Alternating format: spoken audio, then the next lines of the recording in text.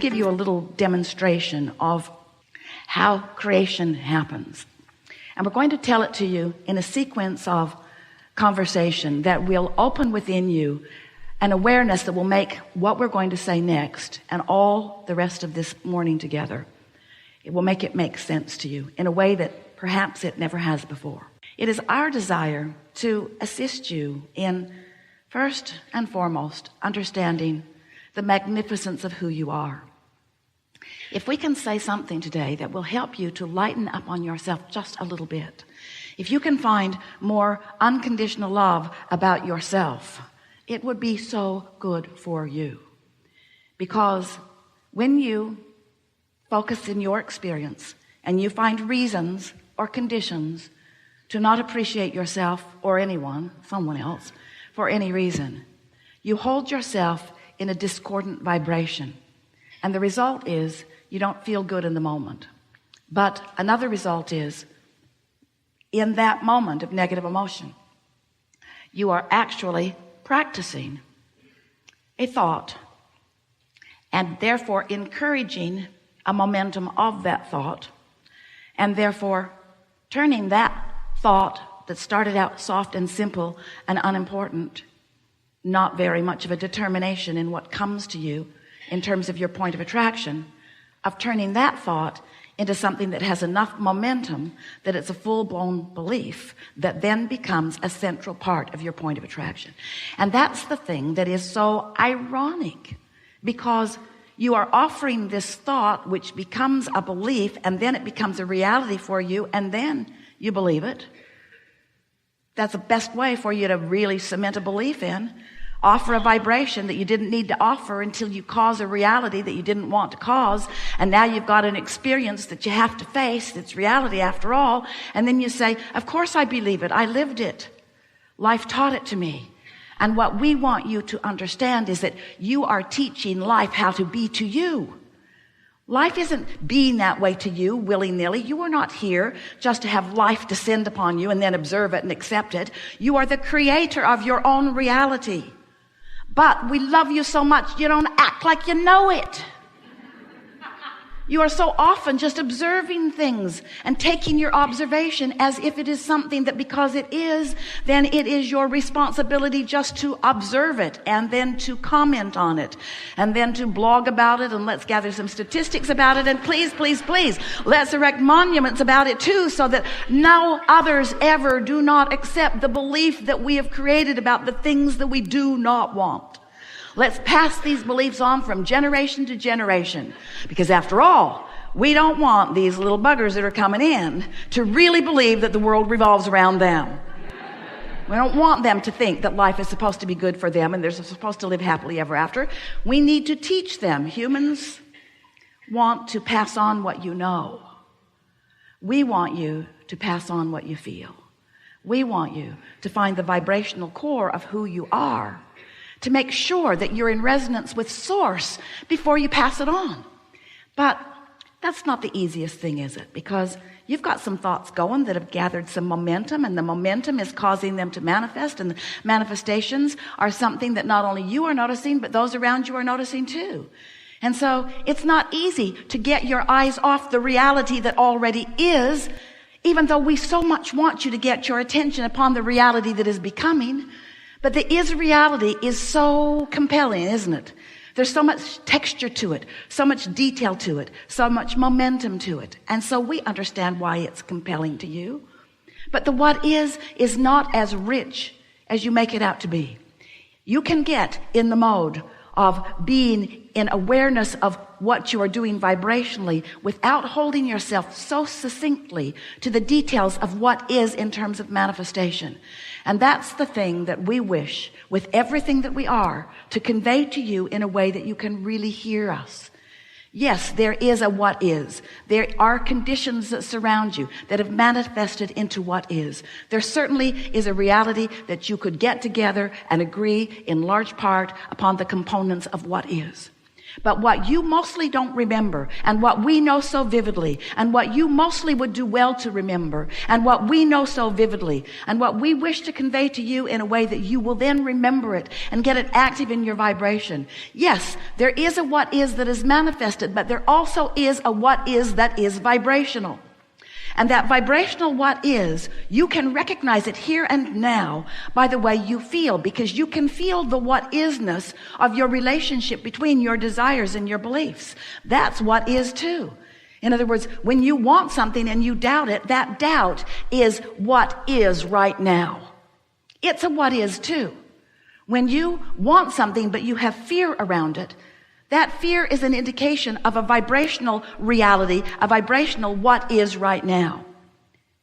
Now, what we're going to say next, if you can hear this, then your life will begin to transform in manifested visual, see it, hear it, smell it, taste it, touch it ways immediately. But here is the piece that you've got to get in place.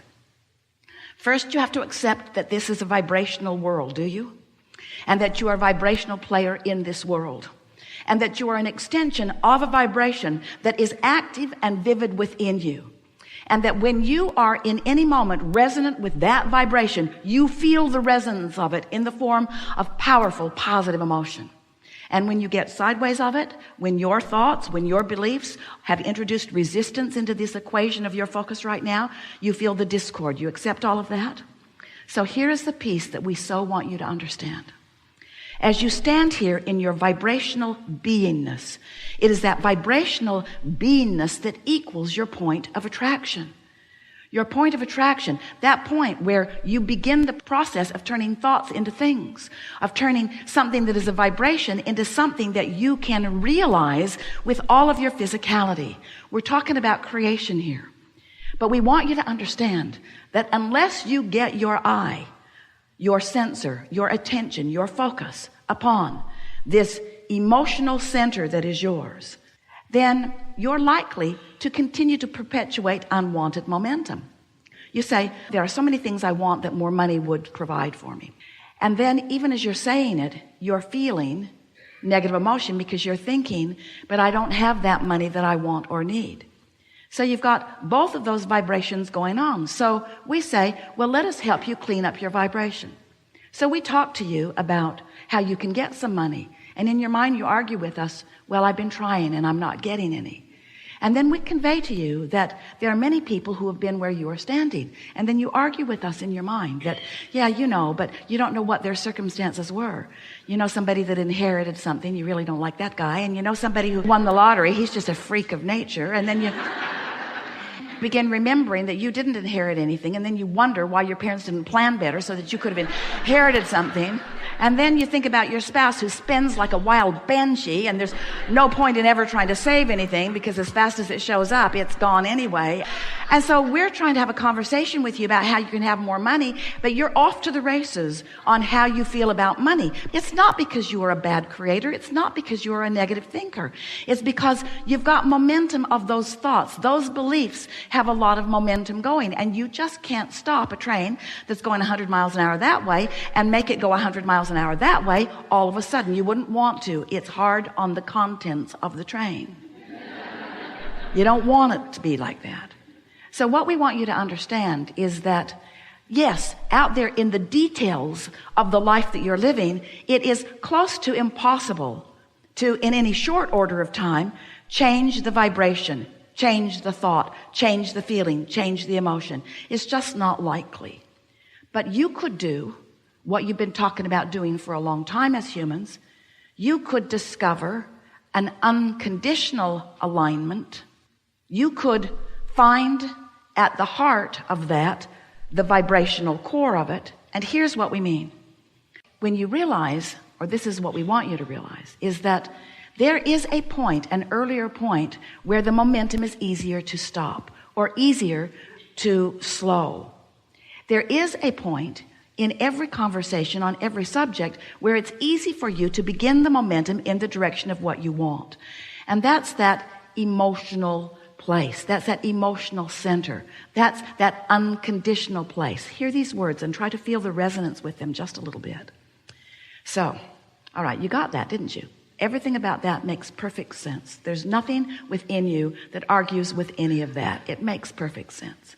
So now let's introduce law of attraction to the equation, because law of attraction, which says that which is likened to itself is drawn, is of course the reason for momentum. Because when you think a thought for as little as 17 seconds, law of attraction delivers another thought to you that is like it, and now there is more momentum with the joining of the two thoughts. And in another 17 seconds, more momentum, and another more momentum.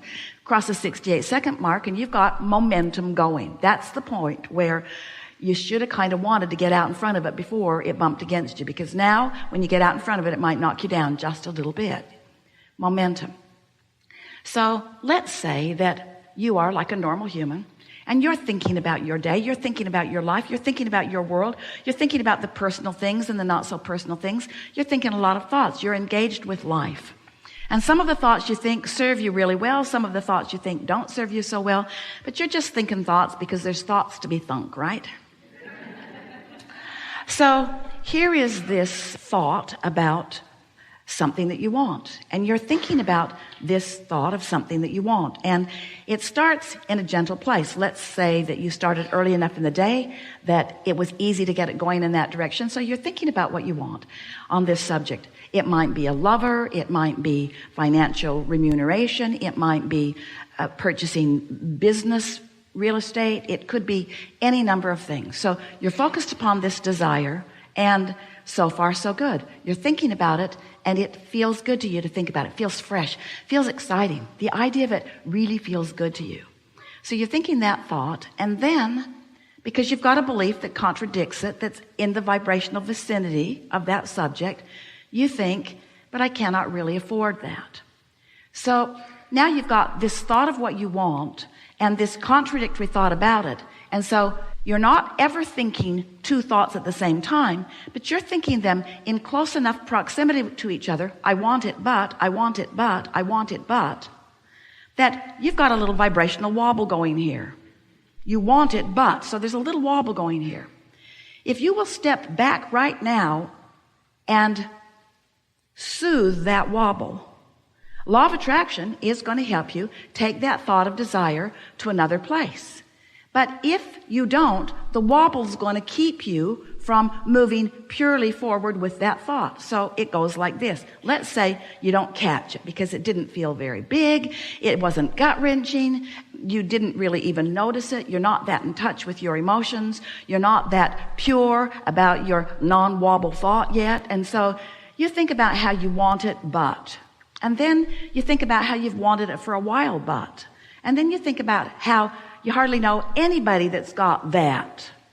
And so now your thoughts are continuing. Law of attraction is causing each part of this thought to be greater. Are you getting the sense of this? But the wobble's getting greater too. So now, pretty soon, you want it, but now you're talking to your friend about it. Oh man, I've wanted this thing that I can't have for so long. Yeah, me too, your friend says. I can't even remember the last time I had anything like that. You know, I know somebody that's got it, but you don't even want to know that guy. That guy is so egotistical, centered. That guy is so hard to talk to, doesn't want to talk to things that negate what he wants. So you've got this big time wobble going on now. With us so far? You're the creator of your own reality. You're vibrational beings. You live in a vibrational universe. Everything you think is vibrational. Law of attraction is managing the vibration. And when you think about what you want in its absence, you wobble. And wobble doesn't feel good. And the more specific you are in a wobbling posture, the more uncomfortable you will become. The more specific you become in a non-wobbling posture, the more exhilaration you will feel. So your negative emotion is just letting you know all day, every day, what you're doing wobble-wise and what you could clean up if you would try a little bit. But if you'd be smart about it and want to stop the wobble before it gets going too much. We have enjoyed this interaction more than any words that Esther could ever find could convey to you. And while we stand in a place of knowing about what this conversation today means to you and will mean to you in terms of what's unfolding next, our favorite part about this conversation is that again and again you